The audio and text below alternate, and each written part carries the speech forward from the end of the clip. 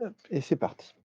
Donc, je vais pas vrai, c'est pas parti. Voilà, là, c'est parti. Donc bonsoir, donc pour ceux qui connaissent pas, en fait, dans cette partie du meet-up, on fait une interview d'une personne de la communauté C++. L'idée étant de faire un petit panorama de tous les différents perspectives sur le C++ qu'on peut rencontrer dans la communauté. Et ce soir, on reçoit donc Céline. Bonsoir Céline. Toi. Heu, est-ce que tu peux te présenter un petit peu pour les gens qui ne te connaissent pas? Alors, moi je m'appelle Céline Noël donc, je suis programmeuse C++ chez Ubisoft depuis 4 ans.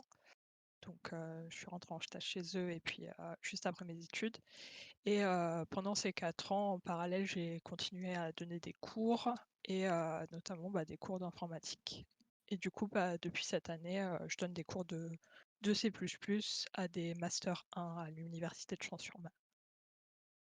Voilà et nous, ce qui nous intéressait, c'était de dire, ça peut être bien d'avoir la perspective de quelqu'un qui enseigne le C++, pour voir un petit peu aussi, ouais, de comment ça se passe pour les débutants, en fait, un petit peu.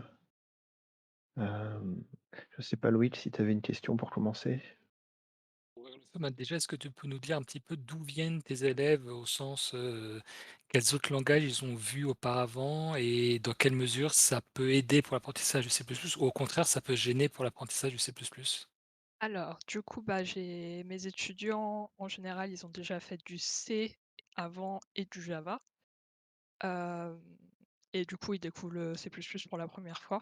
Donc, en général, ils ont peur un petit peu au début parce qu'on leur dit que le C++ c'est difficile et du coup, par rapport au langage, donc le Java, en général, ça aide parce que du coup, ça leur fait une base de programmation orientée objet. Après, ça fait qu'il y a aussi des confusions, genre, sur les passages par référence et par valeur, comme on a vu, dans la presse du coup. Où en gros, ils savent pas c'est quoi enfin, ils savent pas en fait comment passer bien par valeur ou par référence quelque chose, parce qu'en Java, tu passes quelque chose, c'est forcément par référence.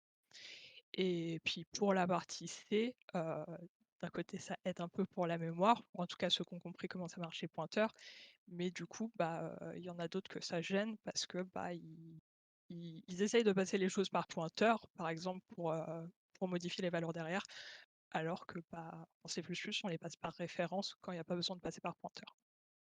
Et donc du coup, d'un côté, il y a des avantages et d'un autre côté, il y a des inconvénients.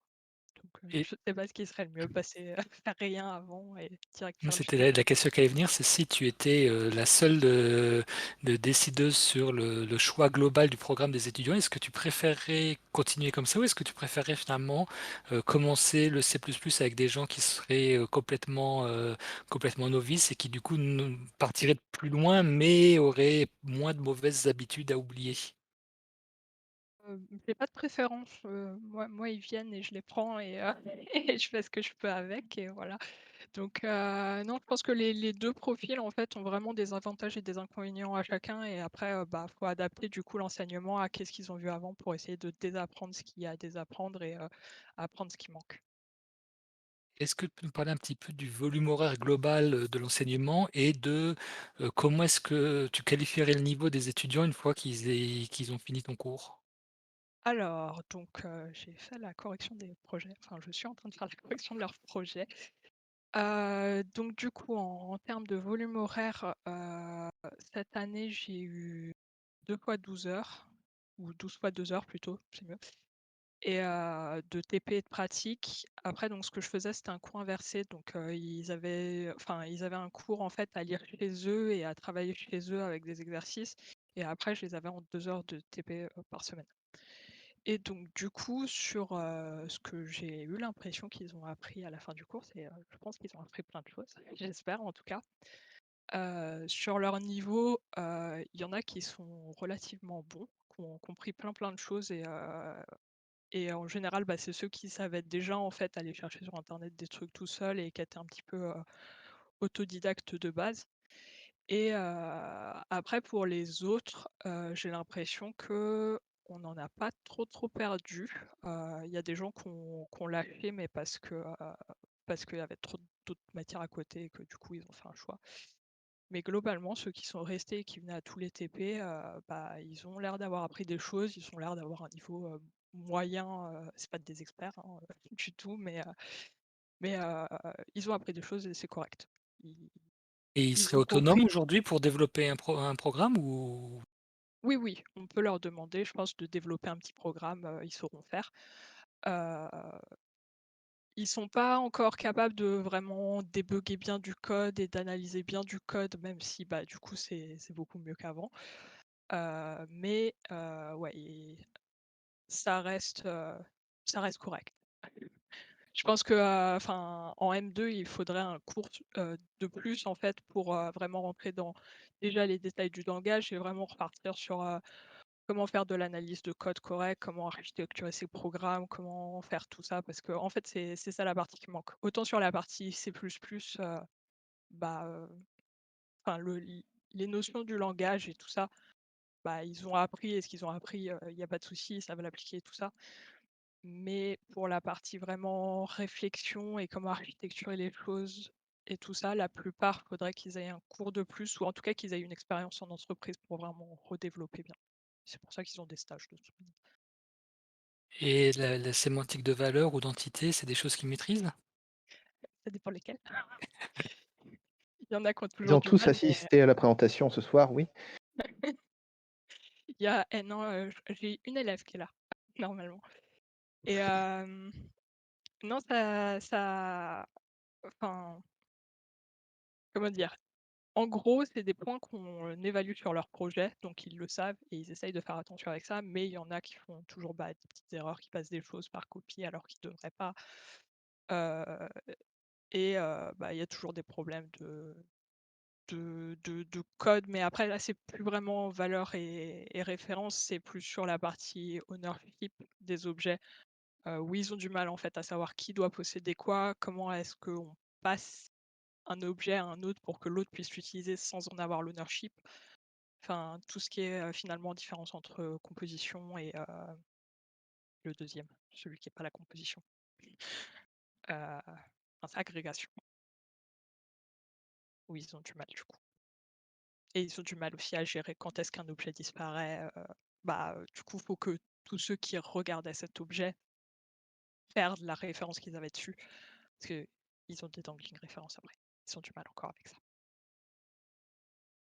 Et quand ils ont ce genre de problème, ils savent le débugger ou ils t'appellent à l'aide ou Ça dépend, ça dépend. Ils ont oui, beaucoup c'est de ça le mal parce bazar. que, enfin là, Mmh. sur ce cours-là, je crois que c'était un des premiers cours où, enfin non, en Java, ils avaient quand même leur IDE, vu qu'ils doivent coder sous Eclipse encore et du coup, c'était le premier cours de C++ et de C et de n'importe quel autre langage à part le Java où, je la forçais à avoir un IDE, en fait, pour qu'ils aient un débugger et qu'ils sachent, qu'ils découvrent ce que c'est une call Mmh. stack et tout ça, qu'ils découvrent comment utiliser la watch aussi, et du coup, bah, ils maîtrisent toujours pas encore, mais au moins ils ont découvert le truc et j'espère que quand ils vont recoder, eux, par la suite d'autres projets, bah, ils vont s'en servir plus pour, trouver plus, en fait, où sont les bugs et d'où ça vient.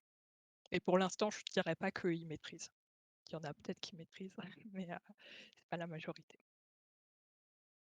Ah, je sais pas si c'est toujours le cas, mais à une époque, quand je traînais sur les forums et tout, il y avait globalement 2 grandes approches sur l'ordre des sujets à enseigner. Il y en a une qui était, on part des trucs de base, limite de l'assembleur et puis par-dessus, on va parler du C, on va parler des pointeurs, des allocations de mémoire, et on va construire des fondations, solides pour ensuite construire par-dessus et cetera. Et puis il y avait une autre approche qui est plus la mienne, donc ça se verra peut-être dans la façon dont je m'exprime, qui est, au contraire, on part des trucs de très haut niveau de façon à permettre de réaliser rapidement des programmes qui font des choses intéressantes.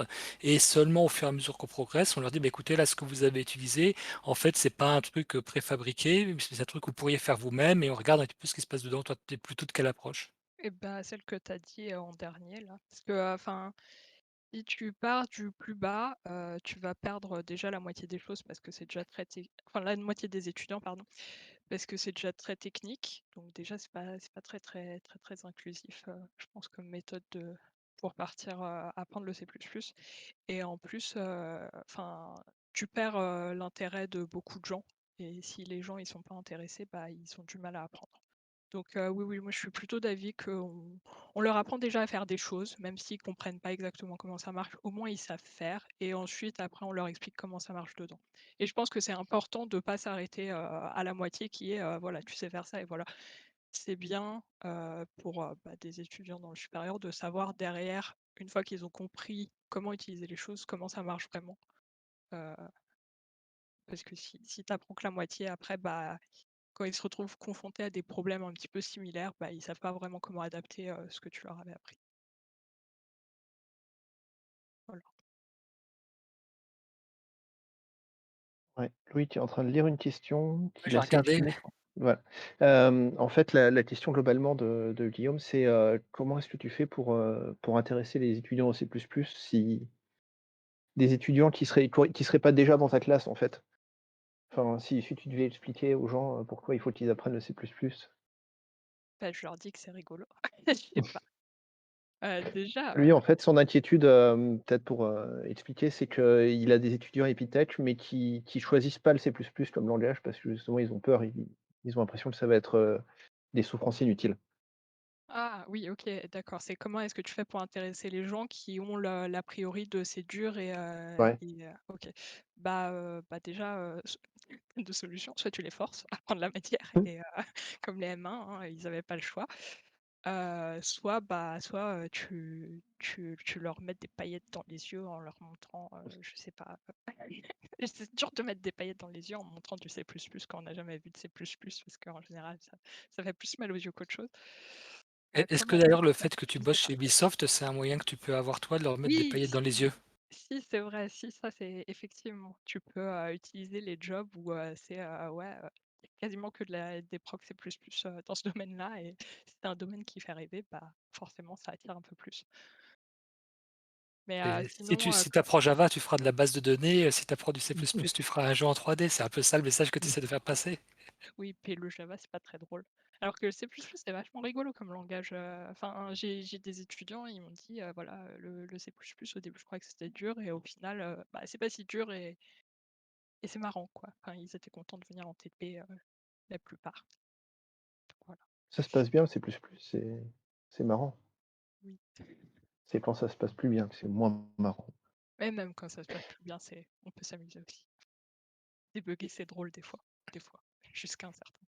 Et est-ce qu'il y a des grands sujets du C++ que tu passes volontairement sous silence parce que tu estimes que ça leur c'est pas pour eux, en débutant? Ou est-ce que tu essaies vraiment de recouvrir l'ensemble du langage?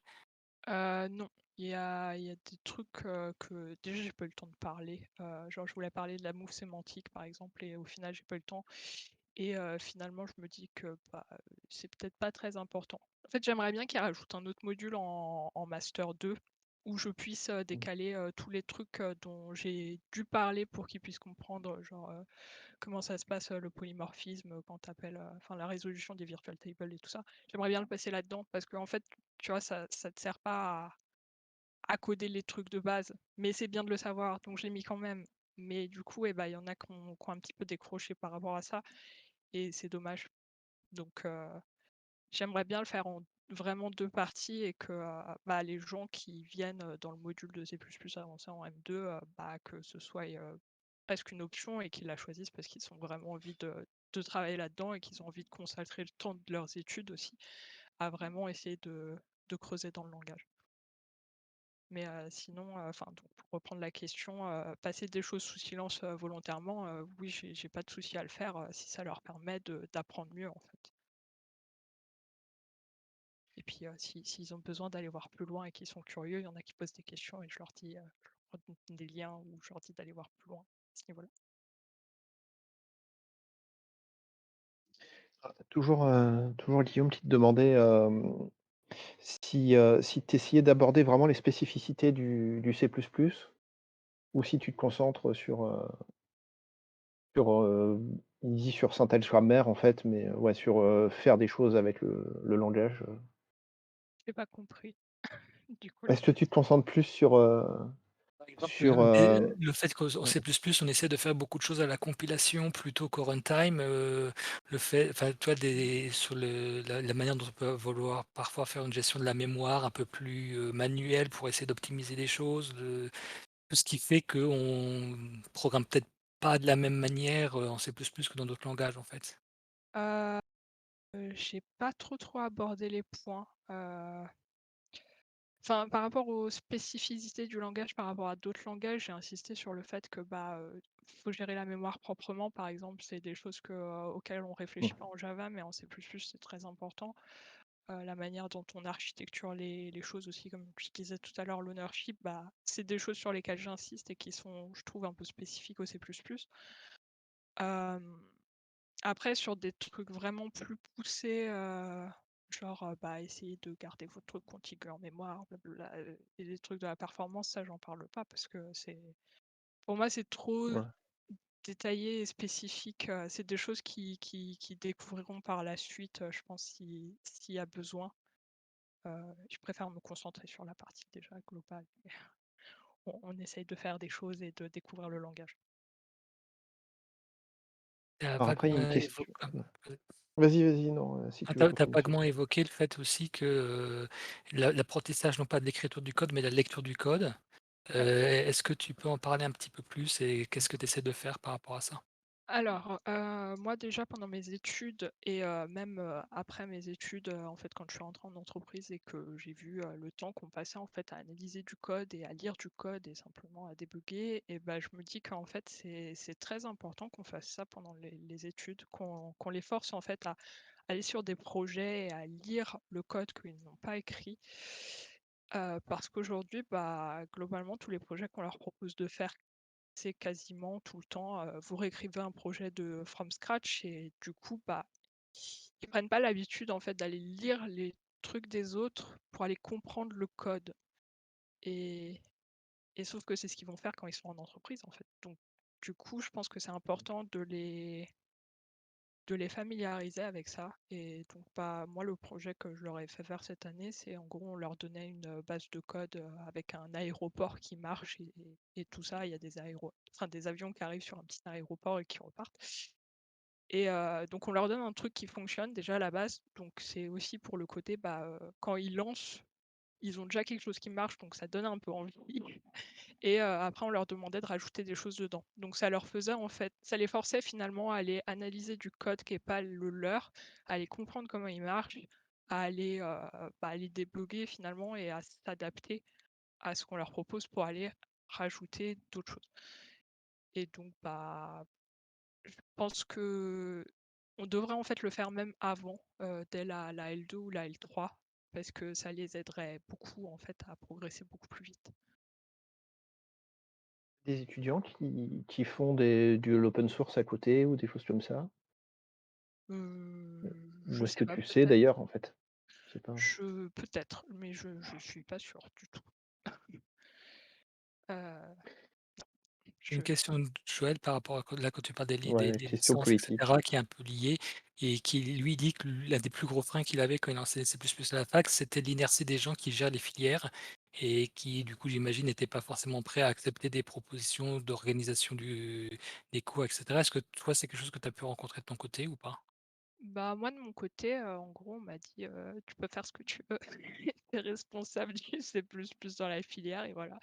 Donc j'ai fait ce que j'ai pu. Enfin, on m'a donné un budget horaire en fait, et du coup, je me suis adaptée à ça et j'ai essayé de faire en sorte qu'ils aient, le plus de C++ possible à faire, et c'est pour ça aussi que j'ai organisé mon truc en cours inversé, pour gagner des heures de pratique, et mais sinon, du coup, vu que je fais ce que je veux en fait, je fais ce que je veux.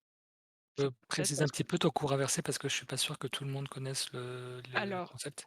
en gros, ils vont aller lire le cours de leur côté, sans qu'on soit là, et après en TP, au début des TP, après ça dépend en fait comment les profs l'adaptent, mais du coup pour moi, c'est au début des TP, il y a une petite période où en gros on fait des questions sur, est-ce que vous avez des questions sur le cours, et du coup on répond à ce moment-là, et donc c'est ça. C'est en gros, ils ont le cours et il faut qu'ils travaillent le cours chez eux tout seuls, avant d'arriver en TP pour pouvoir, débloquer, ce qu'ils connaissent pas.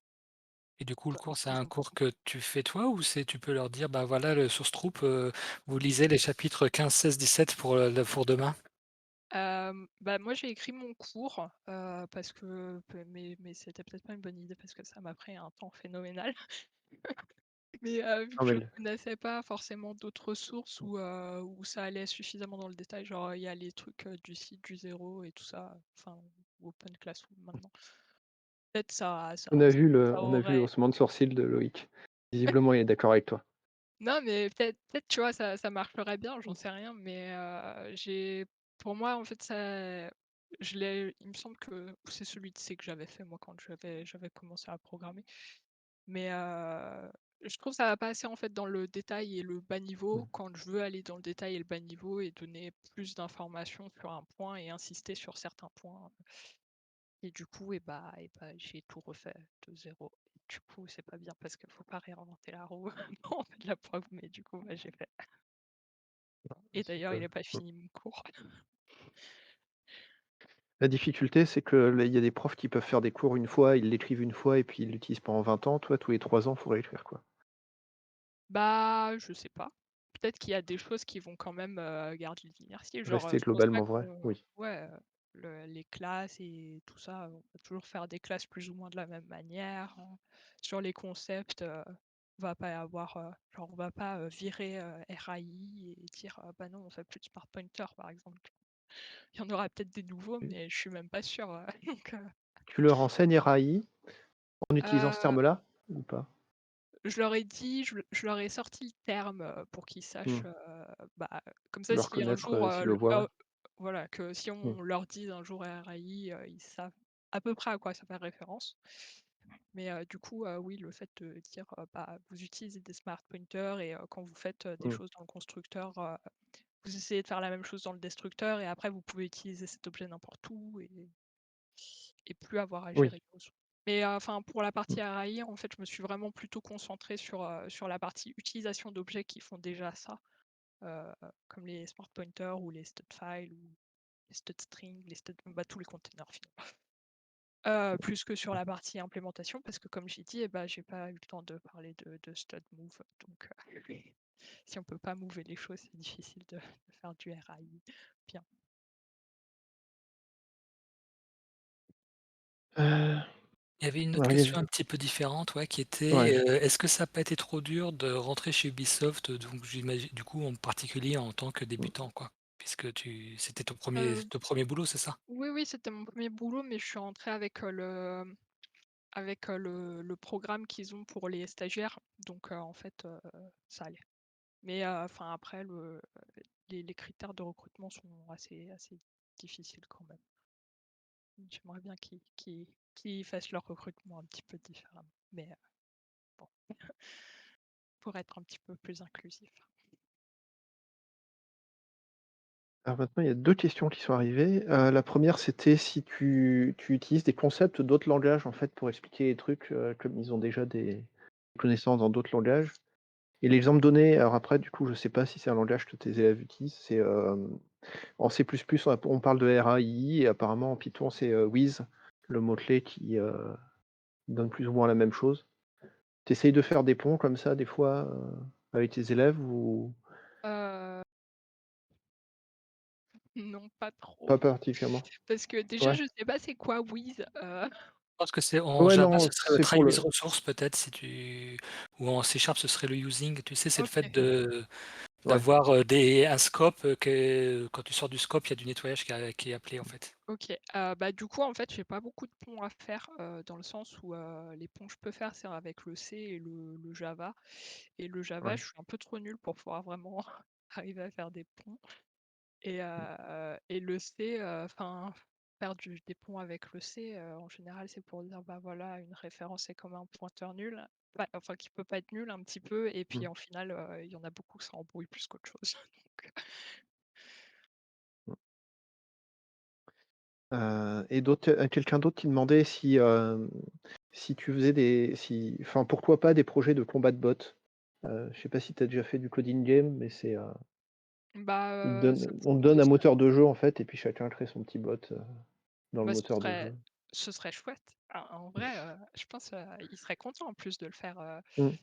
mais par contre, il faut du temps pour, rédiger le projet au début, s'assurer que, bah, le niveau pour faire la chose, c'est pas trop dur Ouais. pour eux aussi. Enfin, parce que, je veux pas avoir un cours élitiste où je perds la moitié des gens, au fur et à Ouais, enfin, parce que leur bot s'est fait éliminer au début et voilà, c'est mmh. faut vraiment, que tout le monde ait la chance de pouvoir, même s'ils sont pas à l'aise, côté code, pouvoir quand même progresser et avoir un truc à la fin qui marche quand même bien et dont ils soient fiers. Ouais. Et Donc après, pas Du si forcément coup, quelque ch enfin, franchement, c'est quand même une bonne idée. Donc, si j'ai le temps, l'année prochaine ou peut-être l'année d'après, mettre ça en place, ça pourrait être sympa. si je peux me permettre juste un petit conseil là-dessus, pour moi, j'en avais fait un comme ça de coding game, et en fait, ça se concentre énormément sur les algorithmes, hein, plus que sur l'architecture du code. Mais par contre, ce qui mmh. peut être c'est un projet très intéressant, c'est non pas qu'ils mettent en place un bot dans une structure de combat de bot, mais qu'ils mettent en place une structure de combat de bot. Parce que là, ça fait penser un petit peu à, justement, quels sont les Mmh. points d'extension pour permettre à des gens de, définir leur bot sans avoir accès aux données privées qui permettraient de voir des choses qu'ils ont pas le droit de voir, et cetera. Ça, je pense que ça pourrait être un sujet un peu gros, mais qui pourrait avoir de l'intérêt au-delà de l'algorithmique, en fait. Ouais, ouais, ouais. Donc, bah, après c'est toujours, quand on choisit les projets, faut Mmh. toujours se poser plein de questions à l'avance mais oui, ça peut être cool. Mais je pense que c'est quand même un petit peu difficile parce que comme ils ont des grosses lacunes en archi aujourd'hui, faire un truc comme ça, c'est tu rajoutes une couche où il faut vraiment penser son archi en plus du langage qui est nouveau pour eux. Donc un petit peu compliqué, je pense. Peut-être pour un projet de M2, une fois qu'ils ont déjà vu comment le langage marchait. Du coup, est-ce que justement t'as des types des exercices pour essayer de leur faire aller du côté un peu archi et pas rester uniquement au niveau du code? Ou est-ce que tu dis: «Bon, bah, non, tant pis, on va déjà faire le code et avoir des bonnes bases là-dessus avant d'aller plus loin»? Ouais, pour le moment, je reste sur la partie, vraiment les bases de code.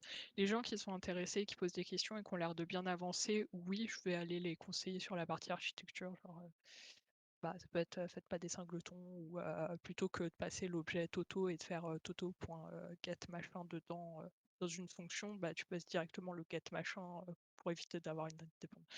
Des trucs simples comme ça. Heu, mais sinon, enfin, les exercices que je leur demande de faire, c'est vraiment pas des trucs qui se concentrent sur l'architecture. Parce que c'est pas l'objectif premier du cours.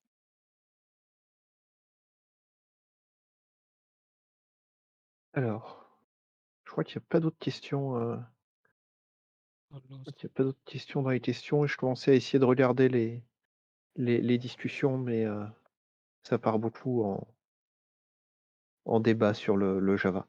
Hem, il y a Jules qui faisait remarquer qu'effectivement, il ne fallait pas surestimer aussi le temps qu'ont les élèves en dehors de l'école université. Ouais, ça Peut-être en réponse à ma question sur l'open source, d'ailleurs, mais oui. oui et puis, enfin même Mmh. le temps en fait dans l'université avec tous les cours qu'ils ont en parallèle, Ouais. je pense qu'il y a une surcharge des fois qui est assez dont les profs se rendent pas compte. Genre moi typiquement je me sens vraiment très enfin je culpabilise en fait de leur avoir fait faire autant d'heures finalement chez eux en plus des TP. Mais d'un autre côté, j'aurais culpabilisé dans l'autre sens de pas les avoir plus ou moins Plus forcés en assez de fait à choses. faire ça. Mmh. Voilà, parce qu'à la fin, ils ont un semestre de C++, je crois, et l'année prochaine, ils auront pas de re-C++, je pense. Et du coup, bah, si tu prends pas le temps en fait d'apprendre un langage comme ça, bah, tu as finalement passé un semestre pour rien parce que t'auras pas le niveau, par exemple, pour entrer dans une boîte comme Ubisoft. Et puis, bah, t'auras quand même passé du temps en fait à travailler sur ce langage, mais pas assez. Et donc, du coup, en fait, j'aimerais bien qu'on les spécialise un peu plus tôt sur ce qu'ils ont vraiment envie de faire comme langage ou pas. Mmh. Et qu'ils aient une spécialisation donc en M2 où ils peuvent vraiment aller plus à fond dans le langage s'ils ont envie. Ah oui, d'accord, donc tu dirais, toi, qu'il faudrait que la 1re, année, ils apprennent plusieurs langages pour voir ce qu'ils aiment dedans et ensuite ils se spécialisent, par la suite, en fonction de ce qu'ils ont aimé comme cours? Voilà, c'est ça. Oui et Ouais. aussi, pas forcément de ce qu'ils ont aimé comme cours, mais de ce qu'ils veulent faire par la suite. S'ils veulent Mmh. travailler dans les bases de données, bah, tu vas aller faire plutôt du Java, et peut-être un peu moins de C++. Mais, en tout cas que déjà on leur donne le temps en fait de vraiment travailler sur un sujet, de manière, sans rentrer bien dans le détail et puis qu'après on leur laisse le choix de si tu veux aller voir le détail de ce langage-là, bah, là, dans ce cas-là, on te donne une option et tu as le droit enfin, on te donne aussi le temps en fait de faire cette option. On te met pas, 6 Mmh. cours, plus 3 options, à faire sur un semestre. Et est-ce qu'en plus de la programmation, ils ont d'autres cours d'informatique, genre, je sais pas, de l'algorithmique Ah oui! ou de l'UML ou enfin ils ont quoi comme autre cours qui pourrait accompagner, Sur tout le cursus, licence plus master ou juste sur l'année de on master? va dire plutôt sur l'année que tu fais en parallèle pour voir si du coup tu des synergies ou pas trop? Alors qu'est-ce qu'ils avaient cette année? Heu, M2, en plus j'avais la liste. Moi, je sais que j'ai M2. donné des cours à des gens qui, par exemple, avaient fait de l'UML et à chaque fois que je leur disais: «Bon, bah, là, on fait un petit diagramme UML», je voyais, soit des bouches qui s'ouvraient comme ça, soit ou même je savais qu'ils en avaient fait, mais je demandais la question: «Alors, ça vous dit que vous connaissez l'UML?» «Non, voyons, on n'a jamais vu ça nous». «Ah ouais, c'est ça». J'aurais Non mais du répondu coup, non à leur place. il y a des trucs qu'ils aiment pas, et qu'ils ont dj enfin qu'ils aiment pas, il y en a qui aiment mais voilà. Genre, il y en a qui ont fait de la compilation en L3. Je crois qu'ils ont tous fait de la compilation en L3 et bah, à la compilation, ça passe ou ça casse, quoi. Il y en a, ils vont détester, il y en a, ils vont pas détester et du coup, quand on va leur remontrer les erreurs de compilation que le compilo nous sort en C++, bah, il y en a, ils vont être là: «Oh, ça me rappelle la compilation, j'ai envie de mourir» et puis il y en a qui vont être là: «Oh bah, du coup, le cours de compile, ça m'a aidé, maintenant j'arrive mieux». Voilà. Alors il y a Émilie qui demande si ce serait possible d'avoir des projets mergés avec d'autres matières, pour avoir des projets ambitieux mais avec des charges, raisonnables, de travail. Alors Émilie, c'est mon élève. Du coup, C'est pour Émilie, ça que j'ai donné son prénom alors que Donc les autres, j'ai donc pas c'est dit pas les une noms à question, chaque fois. c'est une requête, c'est ça? donc le problème avec les projets émergés, c'est que, bah, en fait, si tu as des étudiants qui sont pas à l'aise dans l'une des N matières que tu veux merger ensemble, bah, du coup, ils perdent des points dans la globalité. Ah dans les ouais. Donc en plus, ça donne l'impression que tu vas avoir moins de projets, mais j'ai pas l'impression au final que ce soit le Non, cas. ouais, tu passes Genre autant de temps sur le projet mergé que sur la somme des projets, ouais, individuels, ouais. ouais, ouais. Donc au final, il y a des cas où ça s'applique bien et où c'est facile de mettre, les plusieurs projets ensemble et de bien pouvoir dissocier en fait, la partie, bah, C++ par exemple de la partie, image, on va dire, si c'était un projet OpenGL C++ et il y a des projets où ça va très mal se passer et les gens, ils vont abandonner parce qu'il y a Mmh. une des 2 matières en fait qui les bloque complètement et du coup, ils vont pas du tout pouvoir rendre quoi que ce soit. Ouais. Du coup, pour faire des projets ambitieux, après, tu peux toujours faire des projets ambitieux, toute seule si Sans C++, oui, mais mmh.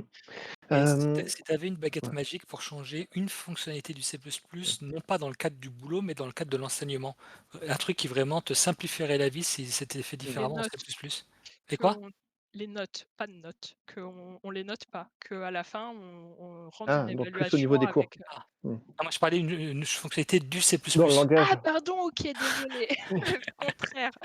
Mais moi je pense que les Heu annotations, ce serait bien, mais Ça c'est autre chose. et du coup que ça me simplifie l'enseignement? Ouais, ouais. si tu pouvais changer quelque chose au C++ pour que l'enseignement du C++ te semble plus simple, ce serait quoi? Mmh. Un truc à rajouter ou un Qui truc à enlever? que la syntaxe, elle soit, qu'il y ait moins d'accolades et de parenthèses et de chevrons dans tous les sens et de trucs comme ça. Que en fait, le langage, que tu lises une page de C++ et que tu te dises: «Ah, c'est clair». Voilà. Parce qu'il y a trop de chevrons et de caractères dans tous les sens partout, qui font que Les ça et fait commerciaux, et aussi les voilà, déjà, tout ça et aussi que le compilateur et bah, il soit plus sympa que au niveau des erreurs de compile, j'entends. Genre, c'est tellement simple pour eux de faire des erreurs de compile et qu'après le compilateur leur crache dessus et qu'ils comprennent rien et qu'ils savent pas où aller et ce qu'il faut changer et du coup, voilà. Je sais pas si leur c'est dire au possible. bout de 15 ans, c'est toujours pareil, hein. Ouais. Il y a plein d'autres questions, mais on est déjà un peu en retard, donc on va peut-être s'arrêter là. Je voulais juste poser en dernière question, du coup, le C++, c'est quand même un langage qu'on peut apprendre relativement rapidement, selon toi, à des élèves, et qui soient capables de l'utiliser à la fin? Heu, si c'est juste savoir l'utiliser, oui.